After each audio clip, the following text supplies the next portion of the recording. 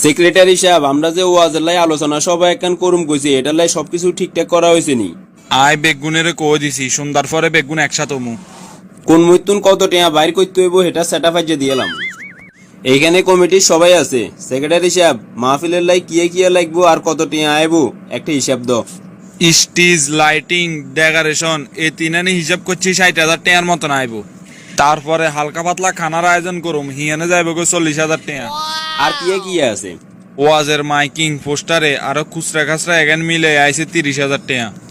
হুজুর তিনগার বিল কত আইব মোট? প্রধান বক্তাল্লাই 70,000, দ্বিতীয় বক্তাল্লাই 30,000, তৃতীয় বক্তাল্লাই 20,000, তিনো বক্তাল্লাই মোট খরচ হইব 1,20,000। ম্যানেজমেন্টে 1,30,000, হুজুর গোল্লাই 1,20,000, মোট 2,50,000। মাত্র 2.5 লাখ টিয়া? কোনো ব্যাপার নয়, এটা তো মাহফিল প্রস্তুতি সভাতে এর চেয়ে বেশি উঠাইতে পারো। সভাপতি সেক্রেটারি সাহেব, আপনারা 2.5 লাখ টাকা খরচ করি ওয়াজ মাহফিলের আয়োজন করেন। এদিকে আর 3 মাসের বেতন আটকায় রাখছেন, আর ফ্যামিলিয়ান কেন চলে কনসাই? হাতারা 40-45 মিনিট ওয়াজ করি 50,000-60,000 টাকা লই যায়। এদিকে আয় মাসের পর মাস চাকরি করি, বেতন আয় 80,000, এর মধ্যে আবার 3 মাসের বেতন বাকি। এ মেয়ে, এত অধৈর্য হয়ে যারেন কিনলে দিমু তো। আমনে তো মেয়া মানুষ বাড়ানো, এত কথা করেন কিল্লাই, চুপ করেন। হুজুর হুজুরের মতন থাকবেন, কমিটির কথার ভিতরে আর ঢুকাইবেন না।